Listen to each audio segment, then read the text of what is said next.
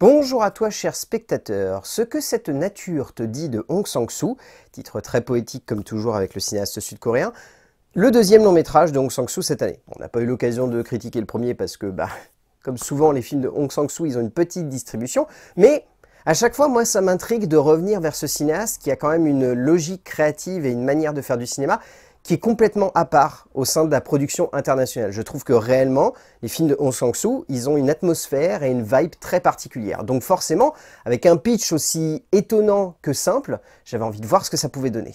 Le résumé pour faire simple, Dong-hwa et Jun Yui sont en couple depuis 3 ans, mais ce dernier n'a jamais rencontré sa famille à elle. Mais un jour, alors qu'il la raccompagne chez elle, celle-ci lui propose de visiter la maison familiale. Bon, autant vous le placer tout de suite, si vous êtes un habitué du cinéaste, vous ne serez pas surpris, mais si vous ne connaissez pas forcément Hong Sang-soo, sachez que c'est un cinéaste très indépendant. C'est-à-dire que dans sa logique cinématographique, il dirige tout. Et quand je dis tout, ça veut dire que je crois que son équipe technique se compose de 5-6 personnes, des assistants de prod, un ingénieur du son ou un truc comme ça. Et sinon, il fait tout. Donc, les films de Hong Sang-soo ont une vibe très atypique. Et ce que cette nature te dit synthétise parfaitement ça. C'est-à-dire que j'aime beaucoup la manière avec laquelle il fait du cinéma, mais ça commence vraiment à se sentir que le problème, aujourd'hui, c'est que tu as beau vouloir maîtriser tous les aspects de ton cinéma, il y a beaucoup d'auteurs qui arrivent à être un petit peu plus techniques. Et Hong Sang-soo, on est à mi-chemin entre l'amateur et le cinéma guérilla. Et je pense que ce que cette nature te dit traduit qu'il a plein d'idées. Et honnêtement, je trouve que dans sa conception narrative et dramatique, le film est très intelligent et très bien fait. Et par contre, on va avoir pas mal de choses à dire sur la technique parce que je trouve qu'ici, on sent que vraiment, il y a des moments où, certes, c'est bien de vouloir faire du cinéma spontané, mais avoir certains de tes plans qui sont entièrement flous, ça passe plus Hong Sang-soo, désolé. La rencontre, un moment fascinant mais également complexe à mettre en forme au cinéma, de nombreux auteurs cherchant avec plus ou moins de finesse à mettre cela en perspective, au travers d'œuvres se cherchant tout aussi bien comme des moments d'émotion que des moments de comédie ou de tragédie. Hong Sang-soo revient à la mise en scène pour la deuxième fois cette année avec une comédie familiale très surprenante, qui ressemble à beaucoup de choses que l'on connaît du réalisateur sud-coréen si l'on est habitué à son style, mais qui possède une ambiance et une galerie de personnages qui donnent beaucoup de relief à une comédie assez simple, mais bien exécutée par l'auteur. En termes d'écriture, c'est la partie qui me plaît le plus ici. Je trouve que Hong Sang-soo, il a réussi à développer un cadre, une structure et une composition dramatique qui est réellement très prenante. C'est de l'ultra-réalisme mixé avec du jovial et du comique que je trouve très prenant. L'objectif est simple ici, c'est que la dramaturgie est entièrement basée sur l'idée d'une rencontre, comme je l'évoquais au début. C'est-à-dire que juste des personnages vont s'entrecroiser, vont se découvrir, vont se rencontrer, vont apprendre à se connaître, vont créer des petits conflits, des relationnels un peu compliqués, vont essayer d'avancer ensemble, vont se jouer un petit peu des uns des autres, vont avoir des pensées fugaces qui vont être spontanément dites et qui vont bouleverser un petit peu les retournements de situation ou le quotidien simplement dans lequel ils s'étaient enfermés. Et c'est là-dedans que je trouve que le cinéaste sud-coréen se complaît le plus. Et finalement arrive à nous transmettre cette complaisance pour faire en sorte que on s'amuse et on soit diverti. Et réellement, cette partie-là, je l'ai beaucoup aimée dans son métrage. Je trouve qu'il y a une spontanéité dans le travail du relationnel, dans la composition et la juxtaposition de certaines scènes qui peuvent avoir aucun sens sur le papier, où on se dirait « ouais, bon, c'est une scène purement anecdotique », mais qui, mis en perspective au fur et à mesure que l'on progresse, permettent de donner un petit peu plus d'intensité, ou en tout cas une meilleure montée en crescendo de tout ce qui se déroule devant nous. Et c'est là-dedans, je trouve, que le cinéaste arrive vraiment à trouver un instant où il se dit « là, je peux réussir à surprendre le spectateur avec quelque chose de très simple. Là, je peux construire une dramaturgie dans laquelle il va se dire « ah oui, c'est assez classique, c'est simplement une rencontre entre un garçon, une fille, et elle va lui présenter sa famille. » Mais il y a des petits trucs, il y a un décor, il y a une ambiance, il y a une juxtaposition d'éléments qui font que on se laisse embarquer là-dedans, et en plus avec plaisir. Sang-soo offre un scénario qui se base avant tout non seulement sur ses personnages, comme évoqué avant, mais également sur la forme et la manière de les faire se rencontrer et de jouer sur le relationnel parfois étonnant et amusant qu'ils vont entretenir les uns avec les autres au fur et à mesure de l'avancée des dialogues.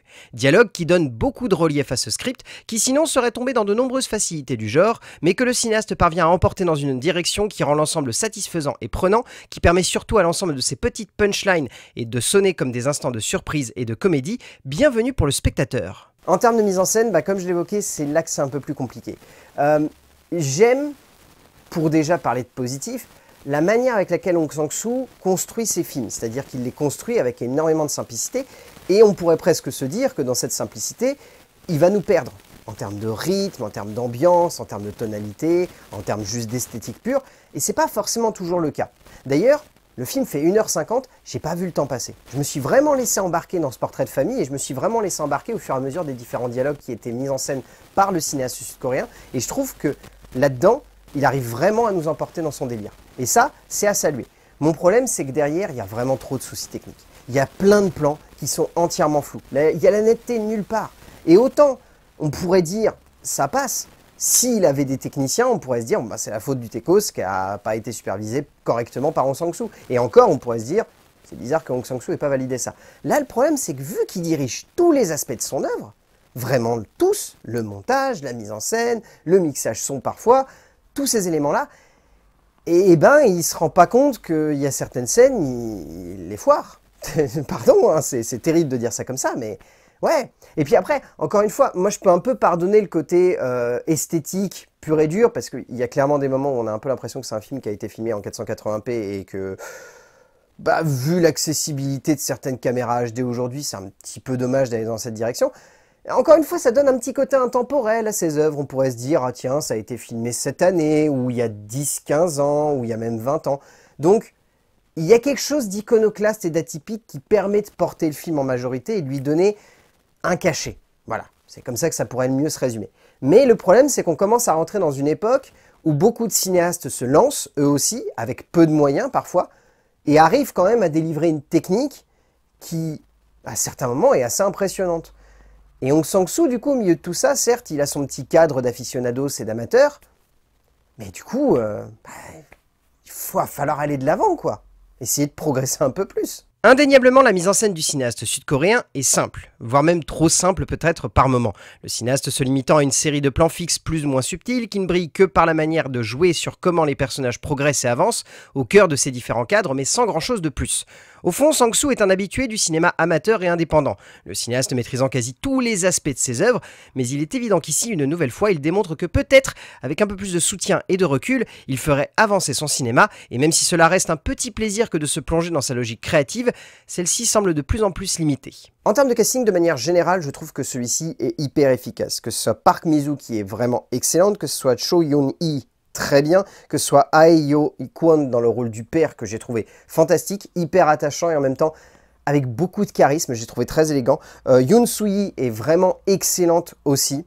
Je trouve que dans le rôle de Jun Yoo-hee, elle est parfaite. Réellement, du début à la fin, elle m'a impressionné et je trouve que même si elle est parfois un peu effacée, elle arrive quand même à avoir une vraie présence à l'écran. Mais, forcément, vous en doutez, l'acteur principal, moi, m'a complètement embarqué. Parce que j'ai trouvé son interprétation un peu déjantée et en même temps très simple. Et vraiment, je la trouve très efficace par rapport au film. Seong-guk-ah est vraiment bon dans le rôle de ce jeune poète complètement paumé, mais qui cherche à se faire accepter par sa belle famille tant bien que mal, avec un côté potache et parfois jovial très divertissant. Au bout du compte, ce que cette nature te dit, soyons sincères. D'un point de vue objectif, le film est limité. Et il y a même des moments où on pourrait se dire, la vache, donc Sang-soo, il va falloir qu'il évolue un petit peu avec son époque pour réussir à faire évoluer et progresser son cinéma. D'un point de vue personnel, j'avoue que j'aime bien en fait son style.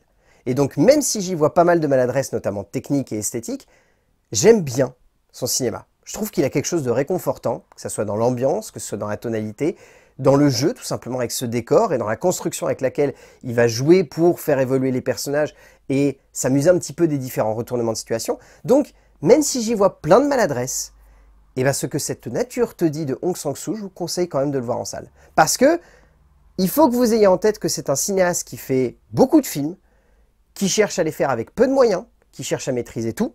Donc, il fait des erreurs, mais de manière globale, on se laisse embarquer dans ses films.